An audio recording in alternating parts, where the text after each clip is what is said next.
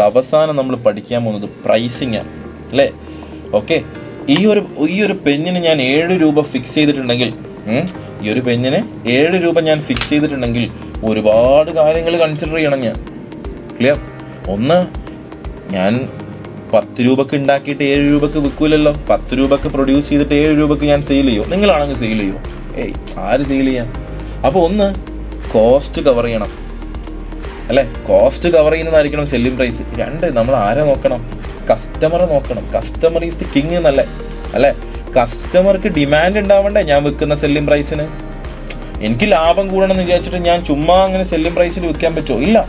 ഞാൻ വിൽക്കണ സെല്ലിംഗ് പ്രൈസിന് കൺസ്യൂമേഴ്സിന് ഡിമാൻഡ് ഉണ്ടാവണം അല്ലേ. മൂന്നാമത്തെ കാര്യം, ആരെയും കൂടി നോക്കണം നമ്മൾ. കോമ്പറ്റീറ്ററേയും കൂടി നോക്കണം. ആരാ കോമ്പറ്റീറ്റർ? നമ്മുടെ സെയിം ബിസിനസ് നടക്കുന്ന ആൾക്കാരാണ്. അപ്പോൾ ആ കോമ്പറ്റീറ്റർ ഇങ്ങനെ പ്രൈസിങ് തീരുമാനിക്കുമ്പോൾ, അതായത് ഒരു പ്രൊഡക്റ്റിൻ്റെ പ്രൈസ് തീരുമാനിക്കുമ്പോൾ നമ്മൾ എന്തൊക്കെ കാര്യങ്ങൾ കൺസിഡർ ചെയ്യണം? അതിൽ കുറച്ച് എക്കണോമിക്സ് റിലേറ്റഡ് ആയിട്ടുള്ള ടോപ്പിക്ക് വരും. ക്ലിയർ? Demand, supply, equilibrium. അതേപോലെ തന്നെ നമ്മളെ ചുറ്റും നടക്കുന്ന പ്രൈസിങ് റിലേറ്റഡ് ആയിട്ടുള്ള നിങ്ങൾക്ക് ഓഫേഴ്സ് കാണാം, ബൈ 1 get 1 ഓഫേഴ്സ് കാണാം അല്ലേ. പിന്നെ ഡിസ്കൗണ്ടുകൾ കൊടുക്കുന്ന കാണാം പല കമ്പനീസ്. ഇങ്ങനെ കുറേ പ്രൈസിങ് റിലേറ്റഡ് ആയിട്ടുള്ള how to set a selling price.